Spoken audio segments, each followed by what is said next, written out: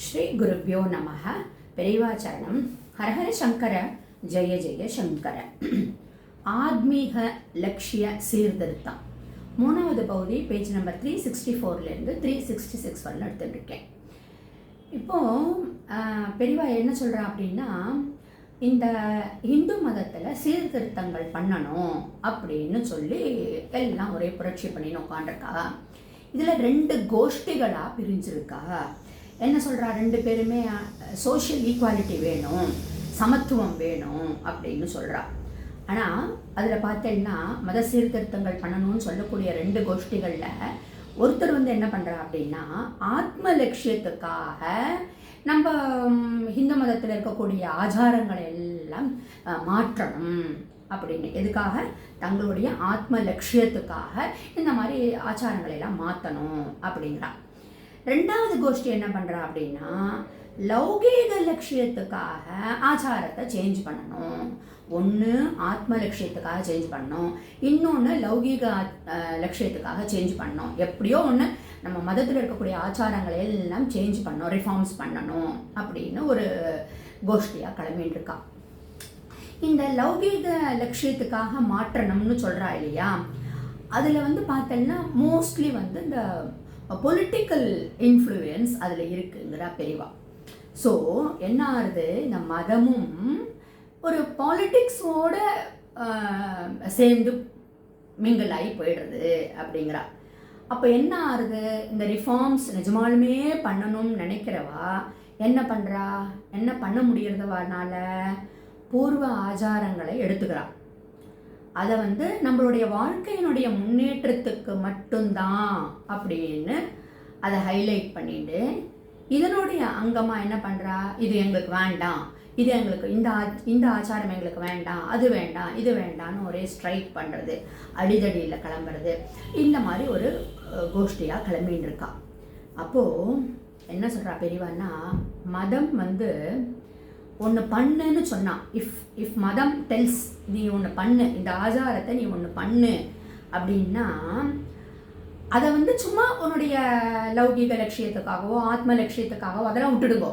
ஒரு காரியம் பண்ணு நம்ம மதம் சொல்லியிருக்கு அப்படின்னா, அந்த காரியத்தை நாம் தெய்வ சிந்தனையோட தெய்வ நினைப்போட நாம் அதை பண்ணணும் அப்படிங்கிறது தான் நம்மளுடைய மதம். எந்த ஒரு வேலை பண்ணாலும், ஒரு சமைக்கிற பொறிச்சே கூட சொல்லுவா இல்லையா, ராமநாமத்தை சொல்கிறது, கோலம் போடுற பொறிச்சே, இல்லை எப்பெல்லாம் எந்த டைம்லேயும், எப்பெல்லாம்னு கூட இல்லை, எந்த டைம்லேயும் எந்த வேலை பண்ணாலும் அது பகவானுடைய சிந்தனையோடு நம்ம பண்ணுற பொறிச்சே அது இந்த லௌகீக வாழ்க்கையா ஆத்ம லட்சியமா அந்த மாதிரி நினைப்பே நம்மளுக்கு வராது. அப்போது நாம் வேண்டுகிற வாழ்க்கை நலத்தை விட நம்மளுக்கு ஒரு பெரிய சக்தியை நம்மளுக்கு தருது. அப்போ இந்த மாதிரி கோஷ்டிகளாக பிரிக்கணுன்ற அவசியமே இல்லை. அதை முதல்ல புரிஞ்சுக்கணும். நம்ம நம்மளுடைய மதத்தில் எந்த ஒரு காரியங்கள் பண்ணு, கர்மானுஷ்டானங்கள் பண்ணுன்னு சொல்லியிருக்கோம், அந்த எல்லாத்தையுமே நம்ம தெய்வ சம்பந்தமாக ஒரு பக்தியோட ஸ்ரத்தையோட பண்ணிட்டோம் அப்படின்னா இந்த மாதிரி கோஷ்டி ரிஃபார்ம்ஸுக்கெல்லாம் சான்ஸே இல்லை. பலனை எதிர்பார்த்து ஒரு காரியங்கள் பண்ணினோம்னா அதில் ஒரு பிரயோஜனமும் இல்லை. ஏன்னா எய்ம் நம்ம ஒன்று எய்ம் வச்சுருக்கோம், அந்த எய்ம் படி ரிசல்ட் வரல அப்படின்னா என்ன ஆகுது, நம்மளுக்கு ஏமாற்றம் வருது. அப்போது என்ன சொல்கிறோம், ஐயோ நம்ம கர்ம பலன் வேறு வழி இல்லை, அனுபவிச்சு தானே ஆகணும் அப்படின்னு நம்ம மனசை நம்ம கண்ட்ரோல் பண்ணணும். ஆனால் இதுவே இதே ஒரு பொலிட்டிக்கல் ரீதியாகவோ இந்த மாதிரி போராட்டம்னு பண்ணினோம் அப்படின்னா, நம்மளுக்கு ஒரு போராட்டம் பண்ணி ஸ்ட்ரைக் பண்ணுறோம், அது நம்ம எதிர்பார்த்த எய்ம் நம்மளுக்கு கிடைக்கல அப்படின்னா என்ன ஆகுது, அந்த போராட்டத்தை ஐயோ கர்மா பலன்னா அவ்வளோதான் அப்படின்னு விட்டுடுறோமா, இன்னும் அந்த போராட்டம் தீவிரம் தான் அடையாது, ப்ரொவோக் பண்ணுறது, இக்னைட் தான் பண்ணுறது. அப்போது இந்த மாதிரி போராட்டம், அடிதடி, ஸ்ட்ரைக்ஸு இதிலெல்லாம் ஒரு பிரயோஜனமும் இல்லை, துவேஷங்கள் தான் அதிகமாக ஆறுது. அப்போது நம்ம பண்ண வேண்டிய கர்ம அனுஷ்டானங்களை பண்ணிவிட்டு அதனுடைய ரிசல்ட்டை பற்றி நம்ம கவலைப்படக்கூடாது. இப்படி ஆயிடுத்து அப்படி ஆயிடுத்து கன்சோல் பண்ணிக்கிறோம்ல, ஆமாம் கர்மா ஏமாற்றம் ஆயிடுத்து அப்படின்னா கன்சோல் பண்ணிக்கிறோம்ல.